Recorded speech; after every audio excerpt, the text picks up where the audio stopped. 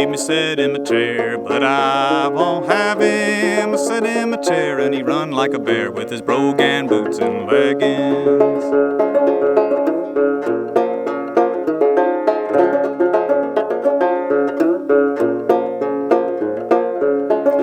Mother made me take him to bed, but I won't have him. I took him to bed and he laid like he's dead with his brogan boots and leggings.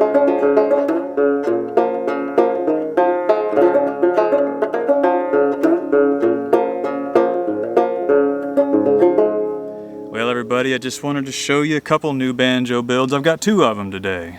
I'm calling this a West Virginia mountain banjo. And I'm calling this an East Kentucky mountain banjo.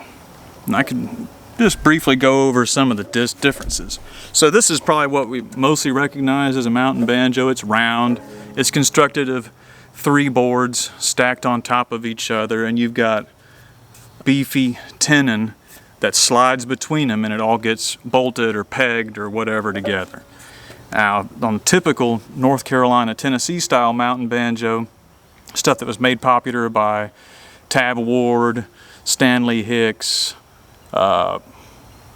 Clifford, what the hell's that guy's name? Clifford Glenn, people like that, mostly around western North Carolina. They made this style of banjo with the metal insert inside that the skin is tensioned over.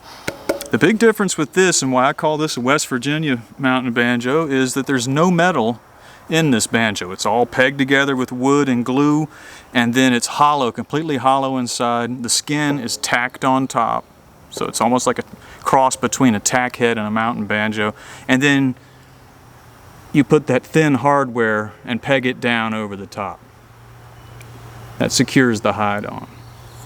So I loosely based this banjo off of an example that was owned by Franklin George. Frank George is from Bluefield, West Virginia. His father, whose name I don't know, but Frank George's father built a banjo that was very much like this in West Virginia in the 1930s. Don't know the exact year. So that's my West Virginia style mountain banjo. Now, taking it even further west and even weirder is the East Kentucky style mountain banjo. This example is hexagonal. Many of them are octagonal, most of them are probably octagonal, and you've got a lot of them that are square. But this is the hexagonal. I think this is the easiest kind to make. I've copied this off of several antiques I've examined up close and some photographs. I did a full V'd neck on it. I, of course, always hand carve my own tuning pegs and stuff like that. The bone is a piece of bone. The nut is a piece of bone from a white-tailed deer. My dogs bring in tons of bones from these woods back here, so I don't have to purchase bone. Neck is local Georgia black walnut. I don't even stain this neck, y'all. That's just oil, and it gets that black. That's Georgia black walnut. And then Georgia red oak makes this beautiful sound chamber.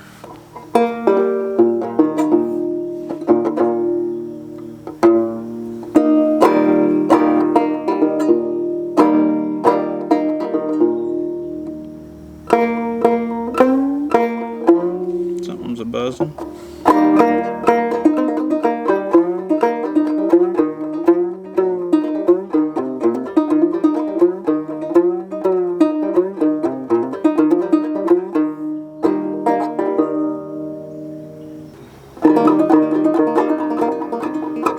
If I only knew you cared nothing for me, I would take morphine till I died.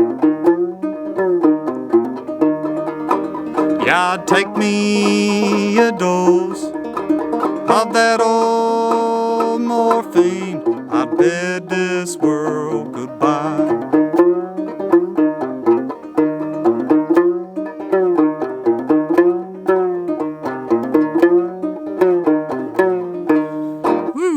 I just love it, y'all. Take a look at that. Very happy with how this one turned out. Both of these really turned out nicely. But I think I'm going to focus on these hexagons and octagons and keep building some gourd banjos and stuff going forward. I really enjoy making these and gourds. Okay, everybody. Thanks for looking. Let's try to get the thumbnail.